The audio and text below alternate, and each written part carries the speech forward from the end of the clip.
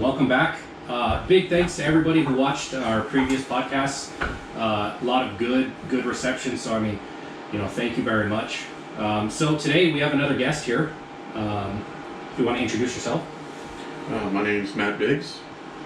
All right. Everybody knows who I am. I'm the other guy, Rob Holmes. Yeah, and Danny Colburn. So Matt, why don't you tell us a little bit about yourself? What branch you were in, what you did, how long you were in, and so on and so forth. Well, I live here in Idaho. I moved here in 2013 after I retired from the Navy. I was in the Navy for a little over 20 years. I joined the Navy in the late entry program in 1992, and then I actually shipped off to boot camp in Orlando, Florida in 1993.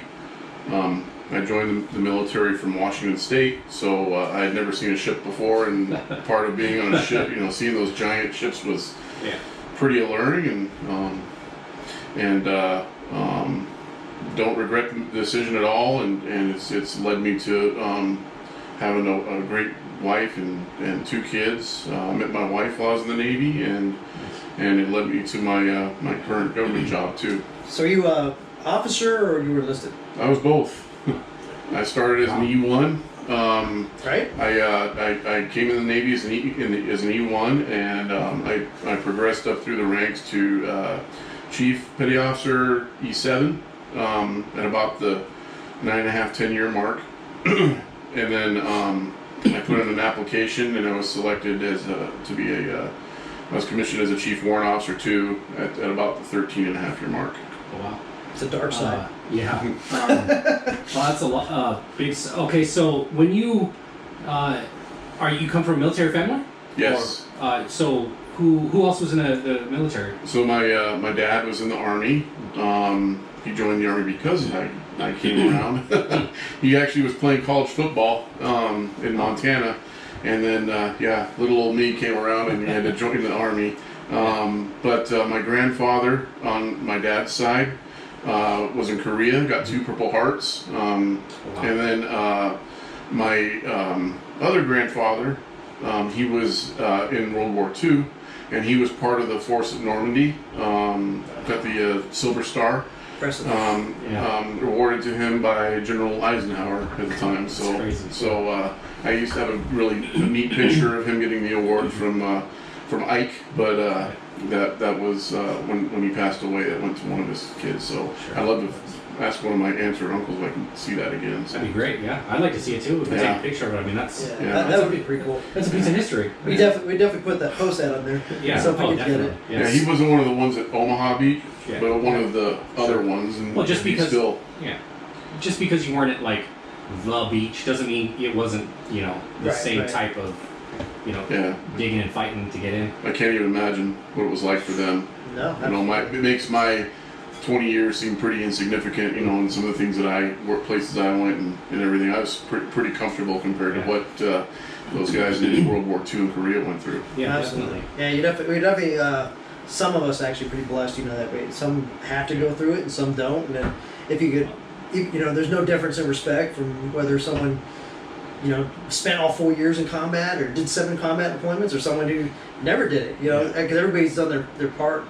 So one way or the other, I think everybody's got respect. What was the job you did? I was cryptologic. Well, that changed a couple times too. I'd always wanted to be in the military. There was no question in my mind when I was in high school that I was going to join the military, and I joined it the second I was able to. I took the ASVAB test, like we all do, got a pretty good score, and the Navy was pushing hard. They wanted me to be a nuke. And then I read a little more about the nuclear program. I was like, that's a lot of school. And I just got done with 12 years of school. Why would I want to go back? So didn't want to glow in the dark. Yeah. So I went to MEPS up in Spokane, and they offered me a couple other jobs because they were pushing me so hard for nuke. I wanted to be an air traffic controller because I remember when Reagan fired all of the air traffic controllers. I figured that'd be a great place to go to because I wasn't planning on spending more than 4 years in the Navy. I was thinking about what was going to happen after that too. So, you know, as much as I always wanted to be in the military, I was trying to think of what was going to happen afterwards. So, I thought air traffic control would be great, but they didn't have anything available. So they offered me fire control technician submarines, FT, and submarines. It didn't. I'm not going to say I'm claustrophobic, but pretty close. Well, you're a tall guy too, so I mean, Oh, yeah, it's got to be. That would have to be very uncomfortable being, you know, being tall. Yeah. So yeah, FT was definitely off the table. It would have been nice because they offered. It was called the Advanced Technical Field, so you could have come in as an E3, and you'd be an E4 when you go to school. You know, it was great, but they also offered me Cryptologic Technician Communications, or CTO. The thing that drew me to that was they told me it was like being a spy.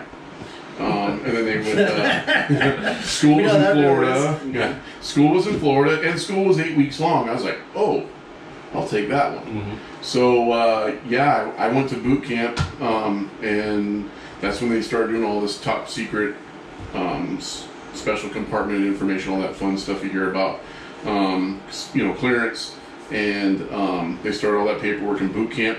And then I almost lost my school because I got set back in boot camp.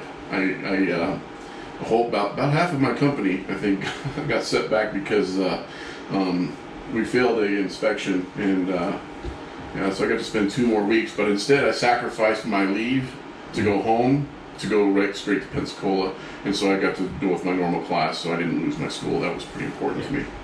Yeah, definitely. Getting set back sucks. Yes. I've been there, done that. Yeah. I should have got a ribbon for it, or a medal or something. Should be a ribbon they give out. You know, right? The determination. Right. Well, I mean, the Army gets that when they graduate theirs. They get the looks like a Tide box. Yeah. Called the Tide ribbon. Yeah, but I mean, that's a graduation from boot camp. Well, the Marine Corps gets the Global War on Terrorism when you graduate boot camp. Well, like, you don't even right, have to do, right, you don't have to do anything, you know, and you still get that. Well, at least We call it the pizza depending on stain. when you're in. or National national Yeah, the pizza defense. stain. Yeah, that Yeah. depends. Yeah. So it's all dependent on the time of your era that you're in and stuff like that. I mean, yeah. I was pretty lucky, you know, in being a cryptologic technician. That means I was always working in an air-conditioned space and that sort of thing. But I was a cryptologic technician for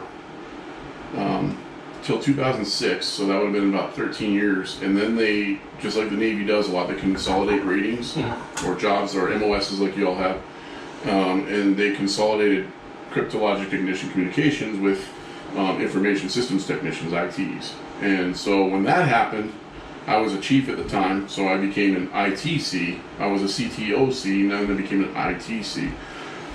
Incidentally, I had also been selected for chief warrant officer, so I was really only an IT for about 6 months until they officially pinned me on as a warrant officer. So,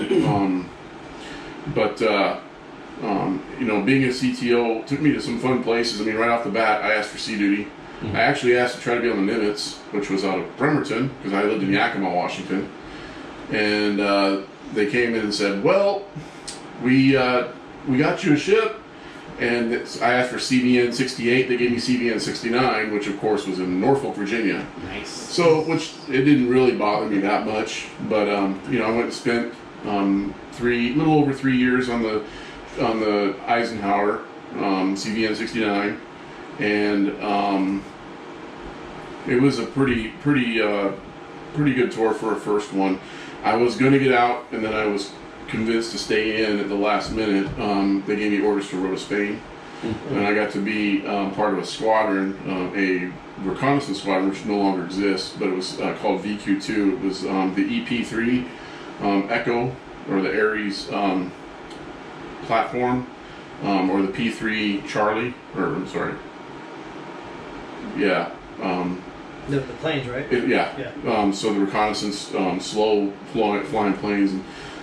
So that was around the time during Bosnia and Herzegovina was really stepping up. So we were doing a lot of missions over there. So if I was just communications, I had deployed previously with the Ike. I did a 6+ month deployment on the Ike over to the Persian Gulf, and then after that was over, I did 2 years in Spain, and then I got selected for instructor duty. I was the only E5 instructor it was usually an E6 or a chief thing, and I got to be the E5 instructor for A school, which is our basic technical school. Yeah, so I got to go right back to Pensacola, and that's where I met my wife. Had a really good tour there, a little over 3 years. And Was then, your wife, was she in? Or was she Nope. civilian? Nope, she was civilian. We met at a hockey game. She was sitting in my seat over in at a hockey game in Alabama. They were in the playoffs, and the Pensacola team wasn't. And then she was sitting in my seat, and the rest of it was history. That's pretty cool. So we ended up getting married in 2002, and then because I told her before, I was like, well, I'm not leaving Pensacola without you, and so we went to Washington D.C. next, which was quite a living in D.C. You just don't really, especially in the military, you don't feel as insignificant as you probably do anywhere else when you're in Washington D.C. I mean, it's a typical thing to walk around and see admirals or generals and in some places, and and when I was an E5, or I'm sorry, I was an E6. I made E6 before that, so. But You had a good arm workout? yeah. Morning, sir. Morning, That's sir. right. Yeah, Sir. yeah. Sir. And, Just leave it up. you know, You just walk around like, Eyes right. yeah, but it gets worse when you're a warrant officer. Yeah. When you're a warrant officer, you're returning salutes or giving yeah. salutes. That's all. So you get to do it twice as much, it seems like. But I actually worked in the building. If you ever watch G.I. Jane, at the very beginning I remember they that. show a picture of them flying over the Potomac, and there's this building with a bunch of big, what they look like golf balls on the top of it. Right. Yeah. I worked in that building. Of course, it didn't look anything like it did in the movie, Yeah. but that's where I worked. And then I had this bright idea. I made Sailor of the Year there. So for E6 and below is the Sailor of the Year, and I had this bright idea to go back to sea because I thought, what can make me a chief? And usually by taking the hardest, crappiest jobs is what gets you promoted. And so, So, I you went do back. that just so you can get into the chief mess? Yep. All right, because I And was where the- happy, but I went to Chief Mess, man. That's Yeah. one of the greatest places. I Oh, walked in yeah. there, it was just like Willy Wonka, man. It was ice cream at night. It was like ice cream at night. I come in there and there's Chief playing Steak to order. PlayStations on the anytime. TV and stuff. And Yeah. it was pretty nice, man. On ship. Oh man, the Chiefs got good. I had the opposite experience where I was working and taking orders for that. Mm. Sucks. Sucks, yeah. Yeah, that ended. Because then if you mess it up, then it's like you get Yes. your ass chewed, and Yeah. you can't just be like, well, you can, yeah, yeah, being on you the can receiving shove end it. does suck. Yeah. I can say that though. I mean, in my observation, that at least on when I made chief, and I making chief at sea is really interesting. I did make chief. I transferred to the USS George Washington, another aircraft carrier, and I joined them in the Gulf. Mhm. So I got to fly out in the Gulf. I was in Bahrain for a little while. It was hot as I've been there. hot as hell. It's hot. And then I made chief the day I found out I made chief the day that we pulled back into port, which was awesome. But so you chief, you get to wear the new uniform. You go through, but I went through the initiation, they call it, and so we also got to be the ones that were working and doing all the stuff like you were talking about, being doing the mess duties and stuff like that. Yeah. And in general, I always treated those guys great, and we in general did. We picked those guys to come and work for us, so it was kind of a nice thing, at least on the aircraft carrier. But that was probably my favorite tour. Yeah. Looking back, most rewarding tour, favorite tour, because I went from E6 to chief, and then at the end of the tour, I got picked for warrant officer. Nice. So Yeah, it's hit or miss when it comes with. You can tell when you start talking to people if they treated their troops well, just by you get the feeling from them. Yeah, just talk to the troops. Well, I mean, just where they're yeah, what they give off. Yeah, the vibe they give off. The vibe they give off. Oh yeah, absolutely. You can tell if there's a good command or Yeah. a terrible command. If the troops like them, you know right away, just because they'll tell like, oh, this one time, or we were doing this or doing that, or if they didn't like him, he's nice. And that's it. Like waiting for the next question. Like you can tell right away who was good to their troops and who wasn't good to their troops. Right. It's No, that's true. That is a yeah. true statement. Yeah. Absolutely. So when you're in terms of your service, what was your favorite part of your service? it had to be my time. Probably, I know I didn't like being away from my family, but I liked being at sea. Yeah.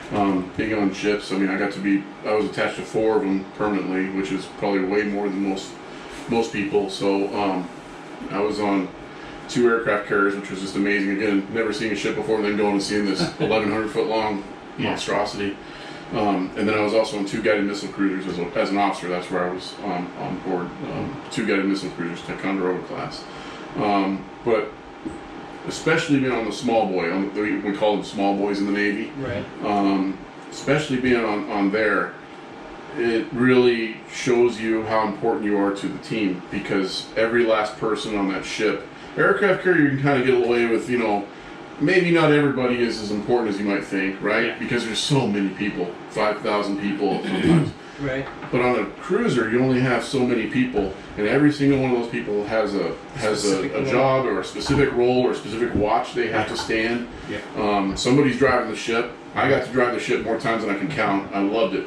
Yeah. I loved actually being up there driving the ship. So, so I think that just because you had a feel of belonging and you feel like you're actually, Every job matters. yeah, and it's a mission that you're filling. Yeah. I'm actually doing what I think the country wants me to do, kind of stuff, and it's, there's, yeah, again, you long to go home and be with your family and stuff, Sure. but while you're out there, you really get tied up in the moment, I guess you could say, and Yeah. you feel like you're serving your country better. Yeah. So, what was your favorite? So we both have these stories. What was your favorite moment? Like, so when you were in the military, regardless if what you were doing, what was that? When you look back and you were like, "This was the best moment I had." What was your experience? Putting my anchors on when I made chief, Yeah. without a doubt. That makes sense. That makes sense. I mean, being an officer was cool. Getting promoted for the first time to E2 was cool and stuff. But Yeah. putting on the anchors, because you're literally kind of like, for 2 months prior to that, you are going through heck Yeah. to do all these little things for the to be accepted by the chief's mess. Being kind of hazed. thing. I mean- Yeah, more or less.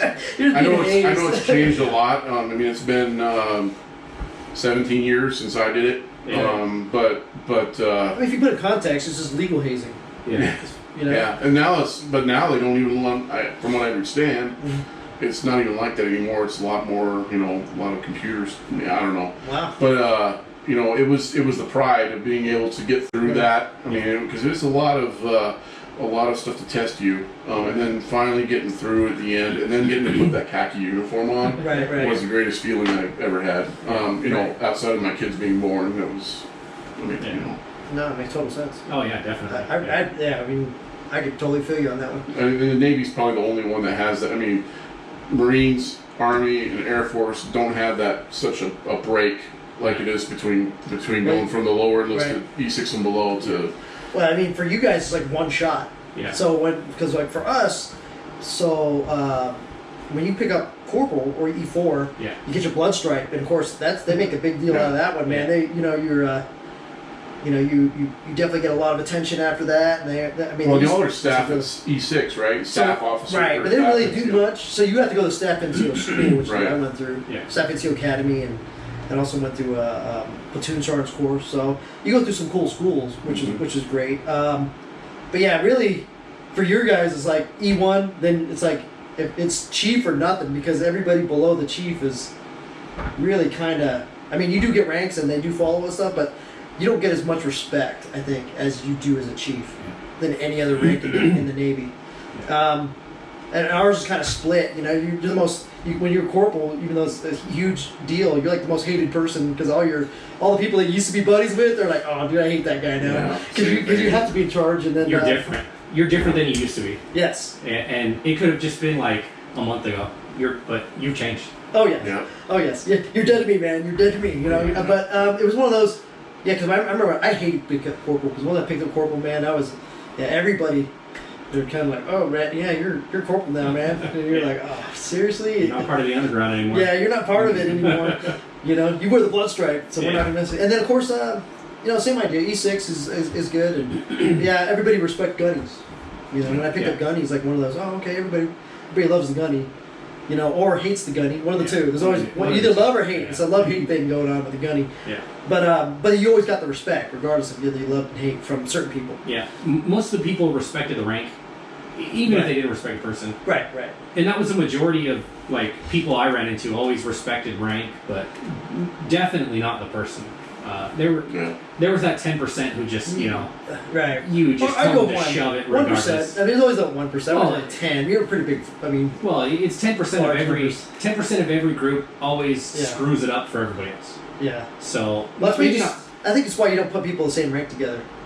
Because Yeah. you put a bunch of first sergeants together, and Yeah. then they all become E3s again. Yeah. You know, it's nature of the beast.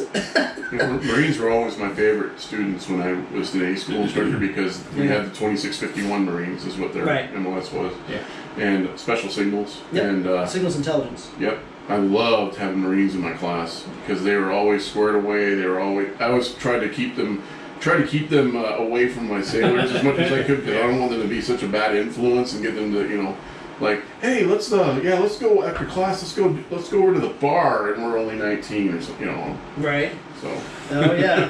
Yeah, that could be. Pensacola, Florida. Get people NJP'd right off the bat. Yeah. the amount of Marines that I carried in when I was in MLS school who were underage, who were just shit faced, Oh yeah. drunk, would show up would blow your mind. But yet everybody still got great grades. Like Right. just because Dude, that'll blow your mind. So when I was 18, all the E clubs, there used to be E clubs on base, yeah. and at 18 you could drink Yeah. on base. And dude, I'd be firemen's carrying people home off the bus back to the barracks. Yeah. And this is an SOI.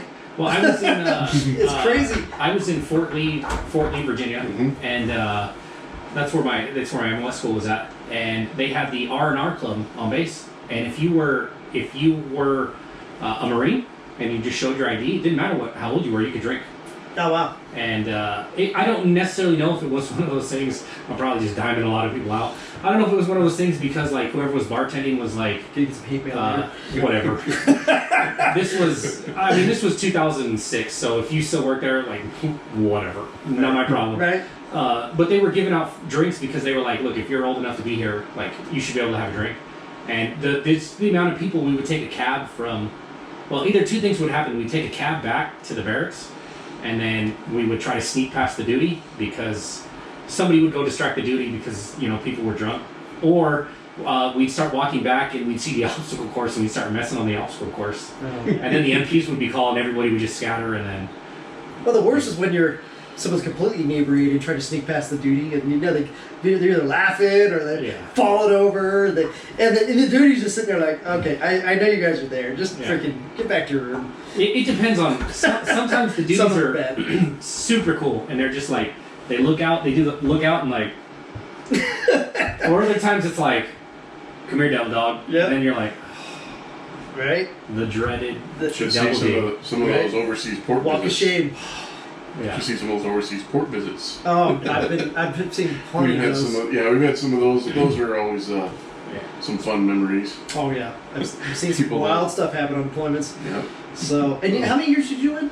a little over 20. Oh, okay, 20 so years and 4 months. So that means he's retired. All right, Yes. Yeah. that's what we shoot for. You should get over 10 at least. Well, you've already done 10. I mean, it should not necessarily get easier, just different set of responsibilities. Right. But you've already done 10. I mean, another 10 is not like you already got past the hard part. You're over the hill. Yeah, At that point, exactly. you might as well Yeah. come. You might as well. It's not necessarily always a downhill, but Well- if you can get over 10, you should finish it. Yeah. I know guys getting out like 18, and you're like, dude, why? Why would you do that? Because they think there's something better out there for them. But I mean, dude, get the retirement money, and that's for anybody listening to this. If you're in the service currently and you're thinking about getting out, and you're at 15 to 20 years. Don't do it. Get your retirement. Fight for your retirement because Mhm. nowadays I got one guy who's got. They're giving him the boot, and he's been in for almost 20. Yeah. And it's like, dude, guys, let the guy retire, man. I mean, the guy, he's done his part there. I mean, don't let him. Yeah. Yeah. Don't let him go now. Don't ruin that just because. Yeah. In fact, he's moving out here, so. I'm sure whoever it is will be on this podcast. I'll be bringing him out. Well, he was one of my. It was funny because he was one of my. When I was a gunny, he was one of my sergeants at ATG, Yeah. Advisor Training Group. I Yeah. remember talking about that Yeah. one. So he's moving out here, and I'm like, oh, I guess because what he did in the Marine Corps, he was a prison guard Oh. in the Marine Corps. So he's like, oh, well, I'm looking at doing that when I get out. So Well, I did. I worked with the. I was a chaser for my unit, oh, those are no fun. and no, not at all. And, not at all, because it was somebody. I was too. Oh, so for people to understand, chasers are like the unit, like bounty hunters. Like they say, this person went UA, this person did coke and they ran away, or this person beat their wife. These are just examples from my unit, and they're off in. We think they're in this place. So then you're basically you go find them, and it sucks because it's like people you know, and Right. you're like, hey man, like we know each other. Just you need to come. You know why I'm here. Yep. You just come with me. You know. Yeah. And most times they put up a fight, and sometimes it's good because you're like you deserve this, and other times it's like man, like we just worked together last week. Right. Like just be peaceful. You know. Right. Right. And sometimes you just escorted them in and out. Or sometimes they go to yeah. court dates and stuff. They so go to court dates. I had to do that, man, They with just- one of my peers because what they do is they, Yeah. you know, I think nowadays they have it to where, and we had a high-ranking guy go down, and so I got called out to be a chaser because I was a chaser when I was, you know, Yeah. I was dumb enough to volunteer for that. Next thing you know, it's like, oh no, you were a chaser back in the day. So, yeah, I got called out to escort one of my own, Yeah. and that's kind of just like you said. You know, you're just like, oh man, I got to deal with this, and it's gonna suck. Yeah. So, but you know, in the end, it's you know as long as they understand you're going to court, you got court to do. Yeah. Take care of your stuff, man. I mean, that's all I'm here for, is just to make sure that We're not here to cause problems. And a lot of times when I was chasing, it was when we would escort people to court. It would be they were from a different company.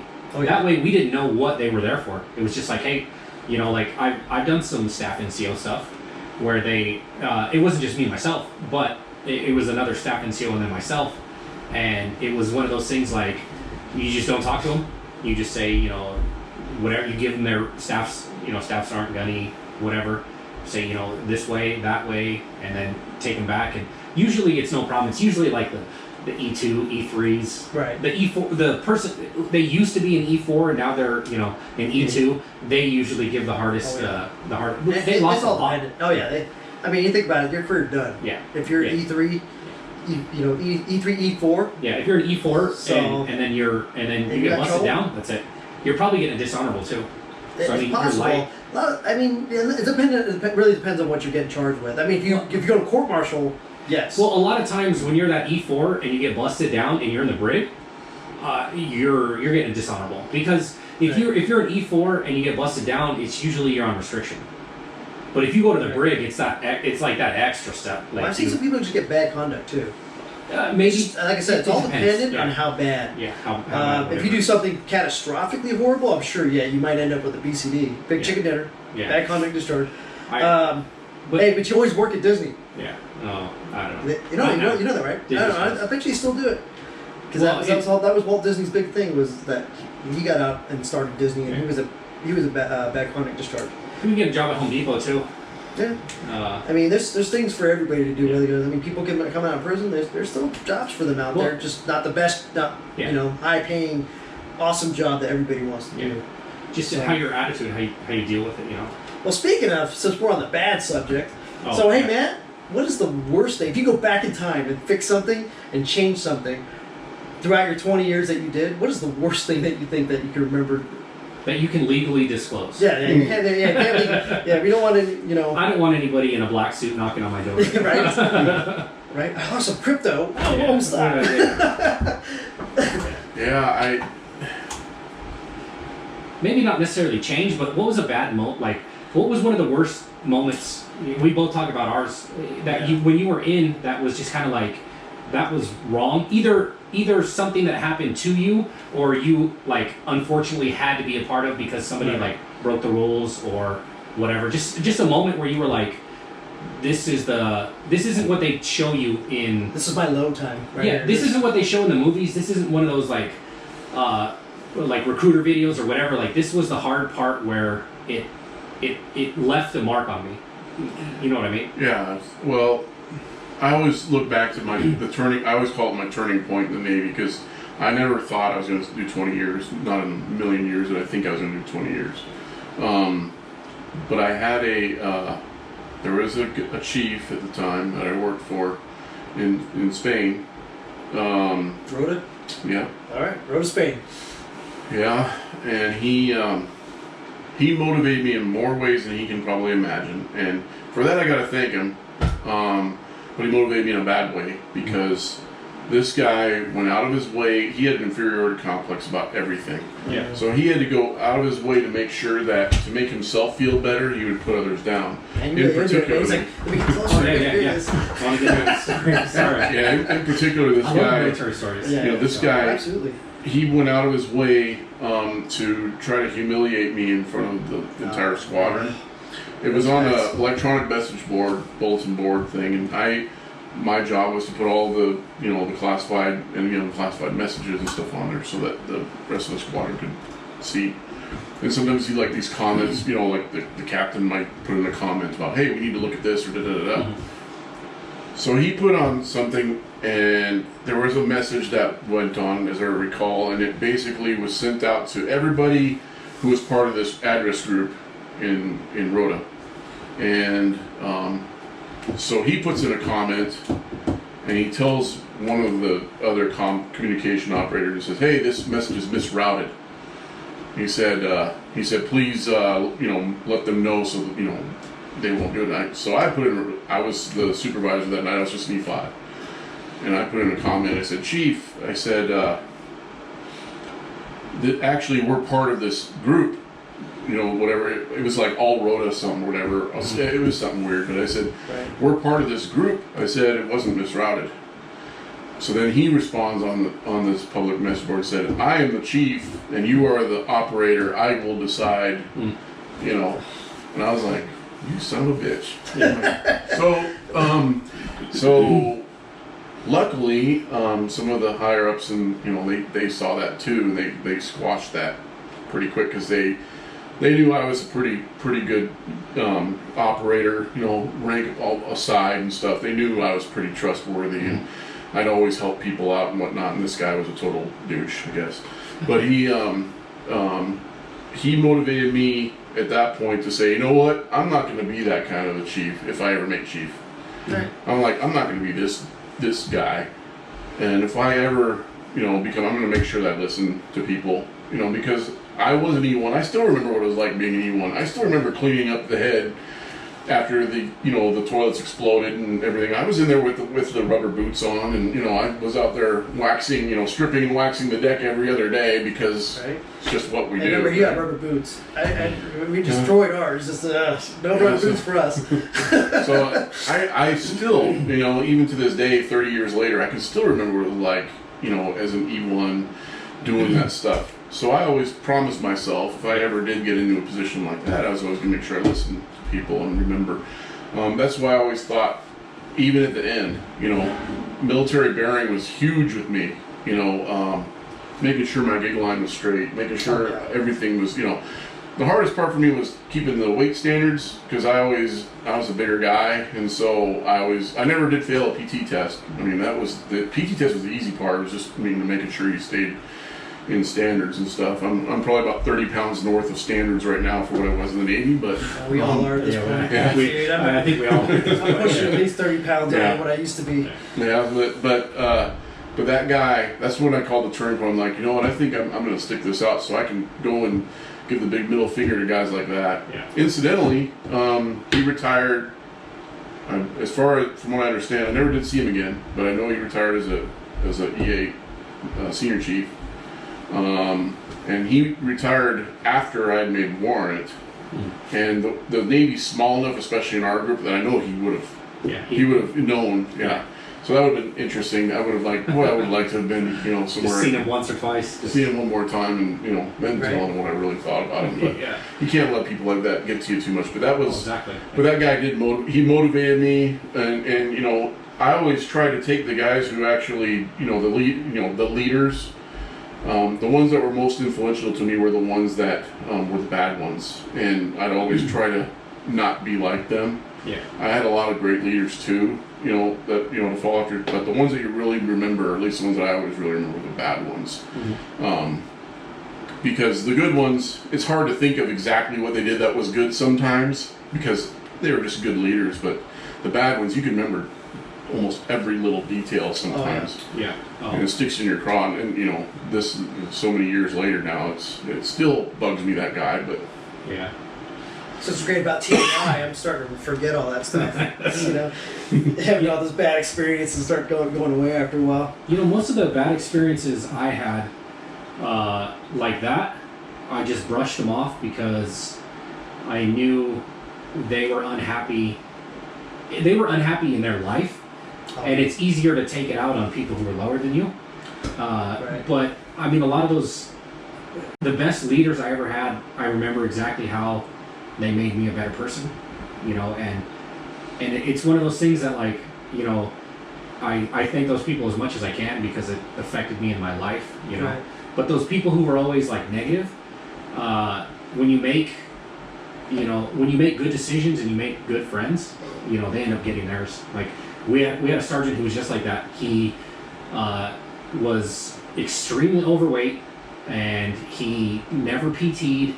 He was just mad at everybody and like so there were like guys who had daughters and he was like, well, I've got sons, only real men make sons. You know, like he would just make comments like that. Like that's the type of guy he is. Right. And I remember he was picking on this kid. I mean, he could have been 125 soaking wet, like just a small guy. And he was picking on him, and he was just a one like very timid for being a Marine, like very weird too. And I remember this other sergeant had enough of it, and he looked like a street shark.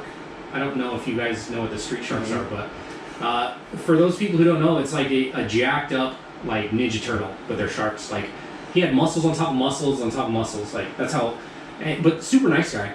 And he had just had enough of this guy's stuff and walked in and saw him berating this kid.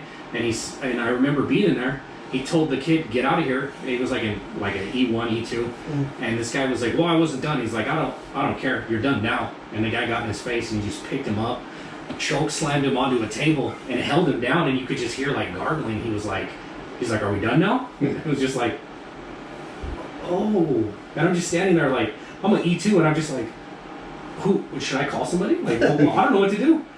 And then he just looked at me and he's like, "Go away." Why? You're right. I just got out of there, but Well, see, when you're, and I don't know if you had the same experience, but to me, when I first came in as an E1, and you look at some of those guys in the upper ranks, whether they're an E5 at the time or an E7, E8, you know, or an officer for that matter, when you look at those guys, there's kind of a, I don't even know what the word is for it, but kind of a reverence because of their rank that you think that they can do no wrong. Because when you're at that level, you don't see what those guys are doing wrong. And there's this kind of a facade, I guess, of that these guys are like invincible. So it was quite, you know, when someone would come and target you like that, it was pretty, it was pretty hard to take. And then that's when I said, well, if I ever make it to that, I'm going to do that. But of course, as you do progress through the ranks and you go, I'm one of the few who got to see what it's like in the lower enlisted, the senior enlisted, and then also in the officer side. And you get to see all three, and all three are very different also. I got to say that much. They are very different in the way they handle things. yeah, But you get to see those you know, what is it, you know, Well, for us, nobody's infallible, right? Yeah. And you get to see that. I mean, even at the senior officer level, sometimes it's like, wow. You realize, you know, and I was like, wow.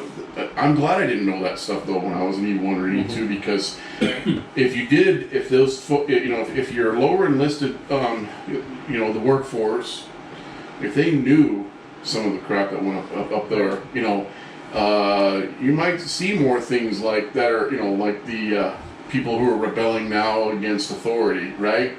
You don't want that in the military at all. Yeah. I mean, because that's the military is built like a pyramid. If you lose those folks and they start, you know, seeing that these guys aren't what you know they thought, that could spell a lot of danger. But definitely.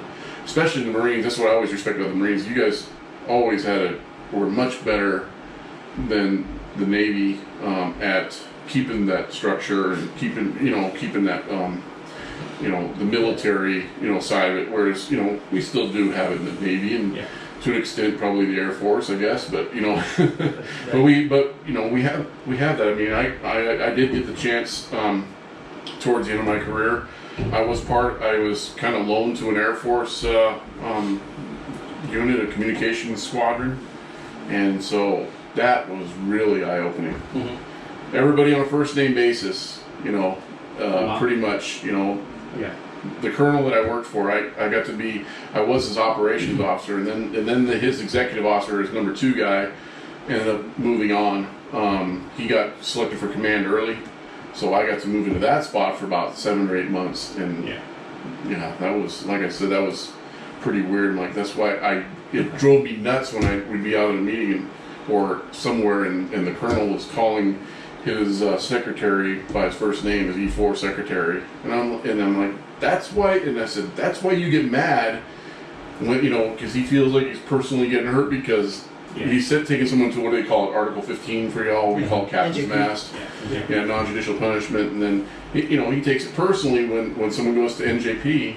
I'm like, well, if you didn't pretend like you were his dad, or acting like his best buddy all this time.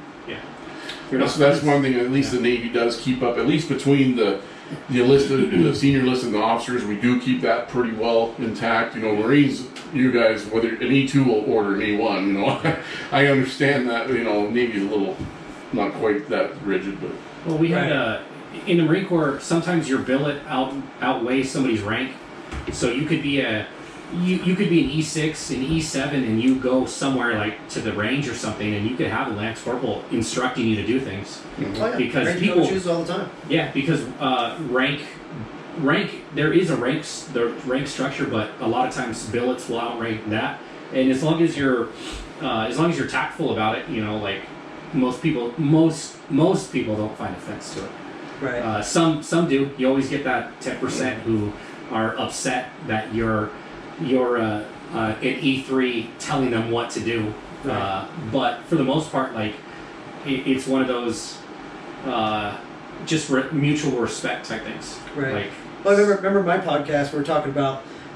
It's the same thing you're saying because when the higher up I got in rank, it's like I use the Wizard of Oz reference. You see behind the curtain. Mm-hmm. You see what really happens behind the curtain. And I was using that reference when I was talking about the same type of. He's just like, oh my God, this is really happening. And at the same time, what do you do about it? Or do you crush it, and or do you who do you say something to, or do you take care of it, or so many different ways that it's different scenarios that come out of any of that. Yeah, definitely. Well, in the Marine Corps too, I'm sure it's not as bad in other branches, but sometimes you get your ass whooped, and that's it. And it used to really be like that, but nowadays that's my paperwork now, which really sucks. But I'm only speaking from like 10 years ago. Oh yeah. Like, so I'm assuming things are a little different now, but sometimes that's all it takes. I don't recommend that's always the best result, right. But sometimes that's the only way to get through to somebody. I hate to say it though. And I'm not trying to go anywhere, but or anything outside the military in terms, but some people just general just need their butt kicked. It's like one of those. Yeah. And maybe they just didn't have the proper upbringing coming up or what, but some people just didn't come up right, and it might help them to actually something like that happen. Sometimes you got to check somebody. Yeah, that's true. And I think that the society today, a lot of it don't realize it. I think even let's bring it back in. These new Marines and new sailors and airmen and soldiers that are coming out. Sometimes they just need their butt kicked, man. And it's a different time. Yeah. I tell you what, there was a time. It's funny because whenever I got my butt chewed from it or something like that, I learned from it. Yeah. And it made you better. Same idea. I think that you were going at. Well, that's one. And when you're and the one thing that I always tried to preach to my folks, maybe that I had the pleasure of having work for me, and also on the government side, is humility, and because humility will get you a long way in the military. As long as you sit there, shut up, take orders, and do what you're supposed to, you can call BS on something, sure, but if you just play it right, that's the one thing I can always take pride in is I always thought that I did what I was supposed to do, and I always thought that I did the right thing, and it paid off. I made chief pretty fast, and I ended up becoming an officer. But I did that. I don't want to say I was a bell ringer or anything, but I always had humility to understand that, I understood my limitations, but there's a lot of folks in the world today, and this isn't just isolated to the military, that lack of humility is going to cause problems. I agree with that. You don't have to be politically correct about everything, but you still need to, Right. You got to be humble about some of the stuff you're doing. Don't nowadays, you got people, we're just not listening to each other, Yeah. Right. and who knows where it's going to lead to. Right. There's a lack of treating people like people. Yes. And that's one of the biggest things. Like when I was in the military, like no matter what the rank difference was, if I was getting or giving orders, I always treated people like people until you stop acting like you deserve that respect. Right. If you're getting all wild and everything like that, then it's like, all right, insert rank here. Now we're gonna be formal about it. Right. And then if you don't want to do that, we'll escalate it. We can either go across the street for some paperwork, or we could go on the back dock. One, you pick, but it's your fork in the road right now. But that's the thing is not treating, is you treat everybody like people. And then we talk about this in, I think, your podcast about you can be strict as long as you're fair. Oh yeah, absolutely. You keep it fair, and people have a hard time of like being upset about it. Yep. Because as long as you're fair with whatever you do and whoever you're with, Yep. it's hard to be upset about it, because it's not like you're getting special treatment. It's not like you're going above and beyond to single somebody out and be mean about it. If you keep it fair and you treat people like human beings, Right. then life in general just gets better. Not just in the military, but like everywhere you go. You treat people like people, and you're honest with yourself and everybody else, and you're fair about stuff. Then it gets you a big place. There's a degree of also self gratification, I guess you could say, when you do help people out. Because I've got to say, most of the time, I think, I know a lot of people just say it, but I always took more pride in the fact when I saw some of my sailors coming up, or the students that I had when I taught students, and you'd see, wow, he's a Master Chief now, or wow, he got selected for an officer program, or she did. All of those things were great. And actually, I had one sailor worked for me on the George Washington, so I was a chief at the time, P7, and she was she had some issues with weight. She was going to basically be shown the door because of weight standards and stuff. But she was such an amazing worker. I did everything I could. I tried to get her to keep her around as long as we could, and it didn't work out. But I think one of my most gratifying moments was I made a phone call to a retired senior chief that I knew, and she got on a big defense contractor, and she's making more money than I am now. I'm pretty sure. Usually that's what that She's happens. doing amazing things. She's a smart person and everything. So that was always kind of an exciting thing. Yeah. Because I can say I've had students or people who work for me are now Master Chiefs or retired as a chief or whatever whatever it was. But it's nice to see your people achieve their goals or get whatever medal they want or want for. And the even better part is when they come back to you and ask for thoughts or ask questions and stuff like that. That's always nice. I don't know if you guys have ever had this experience, but it was very rare for me because I didn't progress well because of being brutally honest in the military. But I pinned somebody on, and it was one of those things like they came up to me and were like, "Hey, can you pin me?" And I was like, "What? You couldn't find anybody else?" And just is that joking around. the blood tax that you guys call them? Right. And it was they were like, "No, it's because I learned a lot from you," and that that's one of those moments that will live with me forever. But that was one of the moments where I was the proudest, and like I said, I didn't get promoted very often because I didn't make a lot of friends, and but that was one of the moments for me where I was like, sometimes you doubt yourself, like, did I make a difference? Did I teach people and actually have it stick? But when you have moments like that, it's like I did something good, Yeah. Mm-hmm. I got you. Yeah. I agree totally. Yeah. It's funny because we were so. How long ago did you retire? 2013. Okay, so you got a little bit more than me. So I think That was a few years before me, actually. Wow, you actually went right. So, what have you been doing since then? As soon as I got out, I felt panicked that because I wasn't sure where I was going to live. I had a job offer to go back to it would have been as a GS-14 to do the job that I did when I was in Colorado, but it would have been back east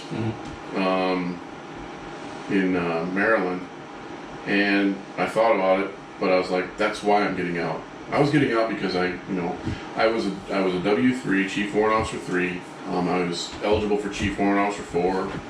I'm sure I would have made it. It was, and I was on the ship doing good things, and then I asked to go back to Colorado because I'm like, hey, I came to the ship. You want me to come to the ship? Let me go back where I want to. And they wouldn't. They said they want me to stay in San Diego. I said, well, then that's enough. So I tried to use it as I don't know, they call my bluff, I guess you could say, but either way, I was okay going home. Yeah. And I had visited Idaho, my mom lives here, and I had visited, after my little sister graduated in '94, they moved down here, and so I'd always loved coming to Idaho. And so it was either that or going back to my hometown, which is Billings, Montana. The job market looked better in Idaho, even in 2013. It still wasn't great. Back then, the job market was Right. kind of crap until Hadn't about grown yet. yeah. So I came here, rolled the dice. I ended up working for Ford, trying to sell cars. Sorry to hear that. Didn't last very long. Yeah. Don't tell Will you sold cars. He hates car sales. Yeah. Yeah. He. Oh, really? Yeah. He This talks one you about. will, man. I want to hear. I want to hear this He stuff. talks about it all the time. Don't ever mention you sold cars. Oh, wow. 'Cause you'll. I don't know why, but he just. Shout out to Will. But I guess if he's listening to this, yeah. Don't answer your phone if he calls in. Yeah. I did it for about a month. Yeah. I think I sold 5, Oh. but it just wasn't for me. It was the pressure and everything and being talked down to. I was like, that's not what I want to do. Incidentally, I had applied for a bunch of government jobs before I left the Navy, and one of them I totally forgot that I put in for it, because sometimes, if you don't know, the government hiring process is pretty slow. It kind of moves at a glacial pace sometimes. Yeah. So I put in for this job, it was like June, I think, of 2013. I get a phone call while I was on a test drive saying they wanted to interview me for this. It was an administrative specialist. It was GS9, and it was a temporary job. It was only going to be for 2 years maximum. And so I went and interviewed, and I ended up doing another test drive with somebody. I was about to sell an F-150, and I got the job offer, and I couldn't say yes quick enough. So I ended up going. I think the couple folks at the Ford who helped me out a lot, but it was more about stability, and working on commission is just a roll of the dice too. I mean, you can make a lot of money doing that, Yeah. but you also cannot sometimes. So I was lucky. I ended up starting about a month later, and I worked at the Boise VA Medical Center, doing administrative specialist for a education program, which had some temporary funding. They were trying to get doctors and nurse practitioners and psychologists all to kind of do the same curriculum, and it was a primary care, ambulatory care program, and so I was going to balance the books for money, for scheduling, and some other things, and I ended up kind of morphing into a different role while I was there to take over the internal medicine doctor's residency program, which is run by the University of Washington. So I made myself valuable, I guess you could say, and I got into a permanent position, GS9, which was great. Did that for about 2 more years, and we were basically in charge of the care and feeding, scheduling, all this kind of stuff for this residency program, me and one other person, and working with the University of Washington, and I did that, and the job that I really wanted opened up. The gentleman was retiring. I put in for it in late 2016 for information security officer, for the Boise VA, and then all of the outlying regional, the local clinics that are spread out around the state, and so I put in for that one, based off of my experience in signals, information technology. I mean, that's what I used to do, was certify systems, making them secure. That was what kind of cryptologic technicians can be good for. And so I put in for that. I got a phone call in December of 2016, just talking. I didn't realize that was going to be my interview, and from what I thought was I was going to get picked for it, and then all of a sudden the government job hiring freeze happened as soon as President Trump took over. So not until April of 2017 did I even know what was going on. Got a email in 2017 once they opened it back up, and I got hired, and I started that job in June of 2017, and I've been doing it ever since. It's got promoted to GS11 right off the bat, and then GS12 a little later, and so now my job is making information security expert, basically, for the facility, and then also in charge of patient safety, veteran privacy information is protected. And then keeping up with national and even some commercial standards to keep all that information safe. That's pretty cool. Yeah, it's pretty Yeah, definitely necessary. I mean, I tell you what, my information starts floating around. I start getting upset about it. So I can see why that happens. cool. So a little bit of info there. So Matt was a commander for the local VFW out here, Veterans of Foreign War. Is that correct? Yep. And that was what, last year? Did you start last year or the year before? Last year was Okay. So it would have been July of 2019 to June of 2020. Right. And then for me, I actually came in there, I think, same time.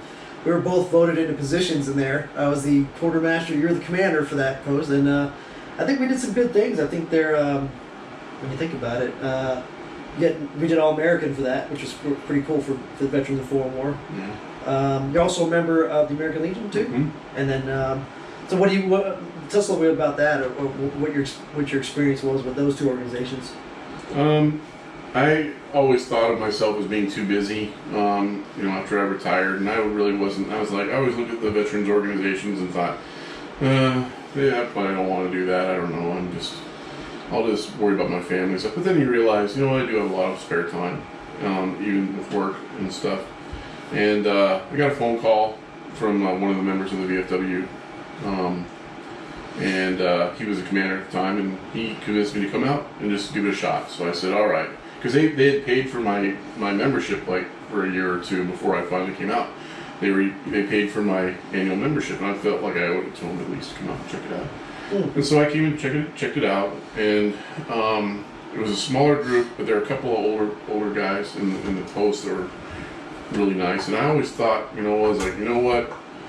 I think I'm gonna at least come out to these meetings and stuff because I owe it to them, to come out and at least support them, the ones that came before us.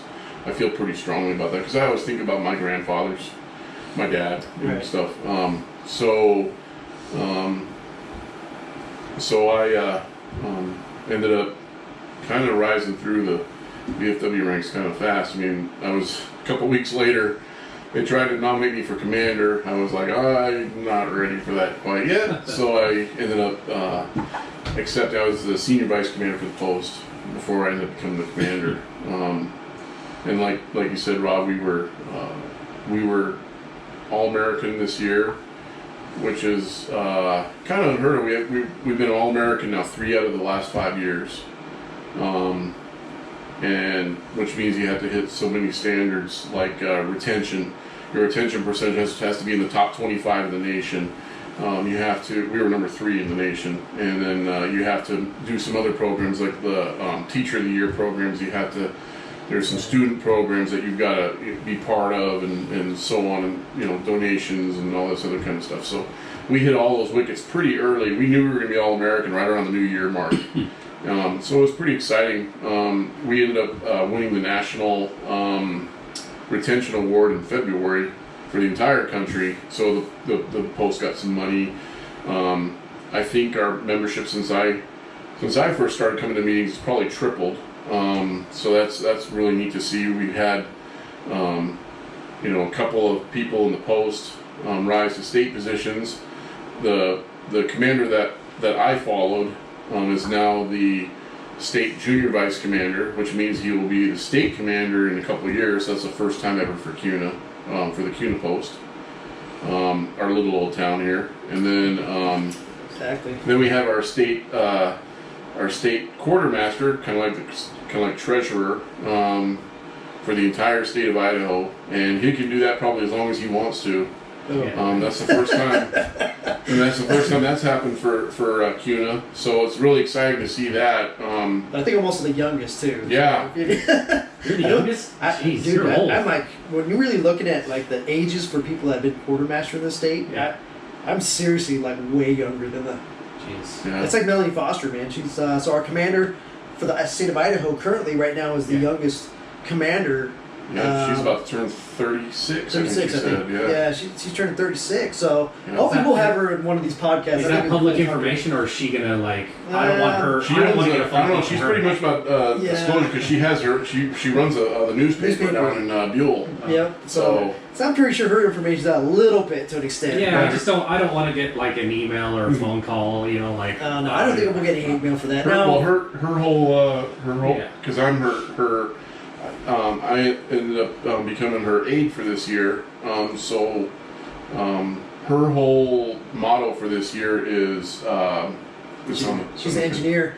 Yeah, Bridge the gap. bridge the gap. Yep. Yep, and that's the VFW in Idaho trying to reach out to younger folks like us. Well, I try to say like us. I don't know how long I'll be considered like us. We're about the same age. I'll be 46 next year. Considering next Danny, month. Danny here is probably the youngest guy we've had so far. Yeah, like us. Yeah. Like us. right? Right? Well, hey, I was until you guys showed up. So Yeah. me and him are pretty much the same I'm age. closer to so. 50 than 40, which is scary to Yeah, me. right. I think. we're But both hey, that. no gray hair. Well, I can't say nothing. I'm surprised mine ain't nothing but gray at this point with it growing out finally with this. Yeah, just for men, it's Pandemic. pretty cheap though, I right? found a Right? few in my beard. Yeah. Yeah, that probably gets pretty hidden pretty well though in the red. Yeah. Well, the white sticks out, so it's kind of like, oh, I see one. Boink. Oh yeah. Yeah. The two will always come back, they say. But, Yeah. Well, whatever.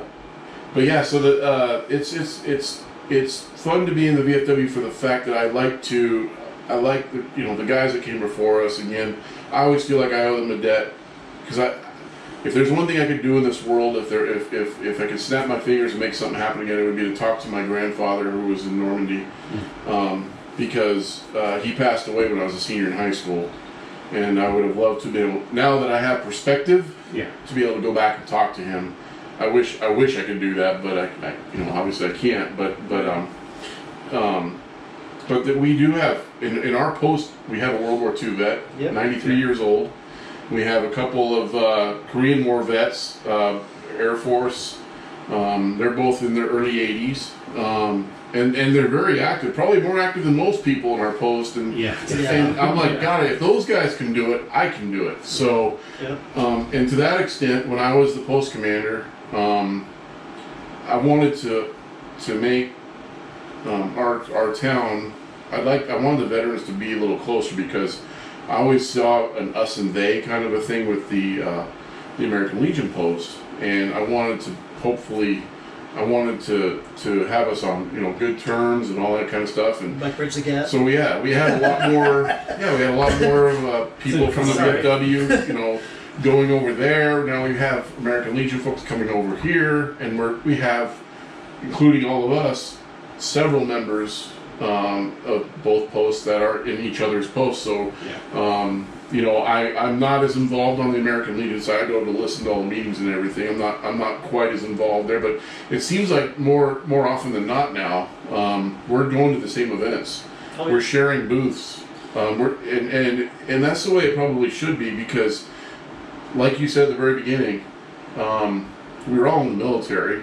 Not everybody, because of their luck of the draw or whatever was going on in the world at the time, not everybody has a chance to go over to be in a foreign war or go be deployed to in the middle of the Gulf or boots on ground in Afghanistan. Not everybody has that opportunity. Maybe you worked as a medic in Germany or something like that, but doesn't mean your service is any less than somebody Absolutely else's. not. Individual experience may vary. That's what it Yeah, comes down to. and- It doesn't matter what they did. And I firmly believe, like, I mean, it's neat to when you go and see someone's fruit salad, right, on there and see how many things they've got. So it's like, yeah, you know, when I'm in the VFW, you know, I see that on people's hats. They'll have that stuff. I'm like, you know, I'm not gonna say I roll my eyes, but I'm just like, yeah, I have that stuff there, but we're all veterans, right? Yeah. That's why you won't see like many pins on my hat, or I don't go and wear my rank on my you know from my military days and stuff. That's just not me.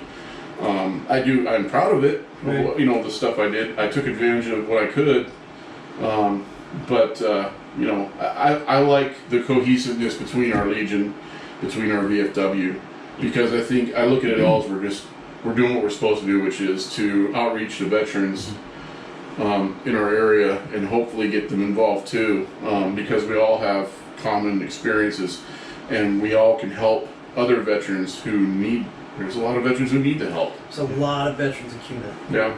Well, huge number. We'd love to reach out to everybody, but I mean, Yeah. you know, We all, I like to look at it. We all play for the same team. We just wear different uniforms. Like you said, we can't have all been deployed somewhere, but that doesn't mean we should butt heads with each other because we're all trying to serve the same purpose, which is helping veterans and the community as well.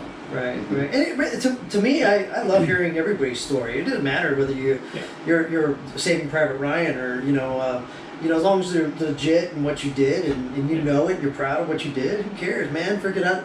You can tell me about your, and I'm waiting for Will to do this because I'm gonna have fun with him. But even if it was a crazy experience getting to the PX where you're deployed in Bahrain, for example, since that was brought up, Bahrain is a hot, miserable place that they have these covered awnings in the 120 degrees, and then all these every Marine, Navy, all kinds of people come in. 120 in the shade, right? Exactly. They're just all underneath there drinking beer and talking to each other and stuff like that.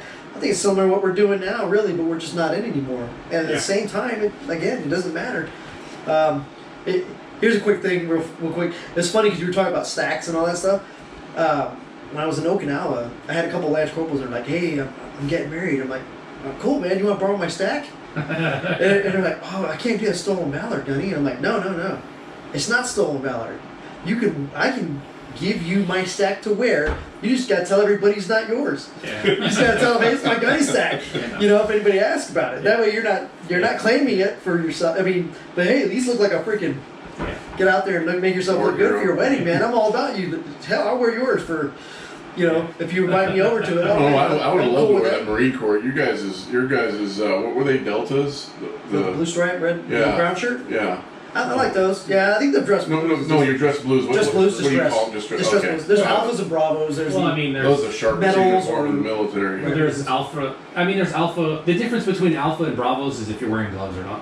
That's the difference. between medals and ribbons too. Well, I think that comes down to unit discretion, like when you for the ball or whatever. Yeah. Alphas and bravos just depends on what it requires. But I think the only difference between alpha and bravos, the dress blues, is if you wear gloves. or not. No, it's also medals. Well, I thought if you're wearing blues, if you're wearing bravos, you still wear medals. It depends on. Just ribbons, shooting badges. Sounds like Navy we have dress and we have full dress, and then there's the ones where you can wear the inner dress. Right. Well, there's dress Full mess. full yes. dress, full so dress. we had that too in our yeah. side. So I thank God I never bought that. I hate that uniform because I thought I looked too much like a waiter. Yeah. But yeah, You're supposed to, when you go to a ball, be in alphas, which is the dress blue alpha, which is medals and stuff like that. But people still show up in bravos because they're part of which is just ribbons and badges. That's the only difference. Yeah. But yes, but they can be, the gloves can be interchanged between alphas and bravos, but they're supposed to be required in alphas. I don't know. So it's a whole big. I mean, I can pull out the uniform thing. Not who cares? We're not in anymore. I don't wear it anymore. I haven't fit in my. Dude, I don't even think I can fit mine. I haven't fit my uniform since 2010. I don't want to even try to fit 2001. mine because I'd probably have to be, treated for depression. Right. Well, it's funny because I did a 3-dimensional one before I retired. So I have Yeah. I have this 3-dimensional statue of myself in dress blues. Oh, wow. So I'm like, man, might as well have that because I know I ain't gonna fit in these after this Ever again. ever again. Yeah. Well, So pretty wild. mhm. All right. Hey, man, you got all kinds of stuff too. Your kids doing pretty awesome too, man. Yeah, I'm really proud of them. It's attributed to my wife. My wife also works at the VA. Oh, I didn't know that. She's an administrative specialist there, and she does a great job. So it's nice to be able to work at the same. She works. She works for the Boise VA. I work for a big VA, for the Office of Information Technology. But she works there. And, literally our kids are our lives now. Living through. They always tell you not to live vicariously to your kids, but we do. I'm so proud of my son. Track and field and football, and and that's just another one of those things that you're just so proud of. But make you realize. I hate to say I'm in a midlife crisis or something like that, but I'm like, boy, I probably have less time left on the earth than I've spent on it. Mm. And I still remember what it's like being at school, in high school, having those dreams of what I was going to do in the military, not sure. Right. Yeah. When you really look back and I see that 20 plus years, it feels like it went by in a blur. Mhm. And now that I'm working on my second retirement, it's probably going to go by fast too. I mean, shows you how precious the time we have on Earth is, and No doubt. I'm not going to say I regret. There's some things I might have looked back. I mean, but what can you say in the military where I got to join for free? I got paid pretty nicely, I think, to go around the world and show our might and to do some technical things. Even launch a missile or two or some guns, driving a ship. A 600 foot long ship, driving it around places that are tight, areas. What can you say? The military gave me so many things that I just can't even fathom what it would have been like if I didn't go in. And, Right. and I don't know where I would be if I didn't go in, but I firmly believe it made me a better person, and I just enjoy being able to share the experiences with y'all. We can relate a little bit and stuff, and but I got to live in Japan, I got to live in Spain, Yeah. I got to visit Greece, Turkey, Israel. Israel was awesome. Never been there. That sounds. Got to go to That's one place. UAE more times than I can count. I think. I wish I could go back now though, because when you look at Dubai now compared to what it was when I first, the times when I went there, it wasn't nearly like it is now. But France, the Philippines, Guam. I pretty much went everywhere in the Navy except for Hawaii and Australia. So. I've been to Australia twice, man. Yeah. Oh, I've heard stories. Amazing But place. I think It's I've magical. sailed I probably sailed a million miles or more, and I'd do it again if I could, at least a little bit. And I think I was saying that too, man. When I do my podcast, I'm like, dude, if I could go back and go to another service or do it again, I'd go back, man. I don't know if I'd start over. Maybe I could pick it back up where No, I'd start over in a heartbeat, just Oh, yeah. because you appreciate where you go when you have to go back and fight through it the entire way. That's how I feel. So if you were to give somebody advice, seeing the fact that you've seen, lower enlisted, the upper enlisted, and the officers, if you were to give somebody some advice about, like, you just had somebody who was thinking about going in and they didn't know if they wanted to be enlisted or officer or anything, what kind of advice would you give them? don't go the way that I did. Don't do what I did. Don't do what I did. I obviously, they always had a saying for the warrant officers in the Navy. It's like we were 1% of 1% of all boot camp, of all people in boot camp, will become a warrant officer. Yeah. So it's that few.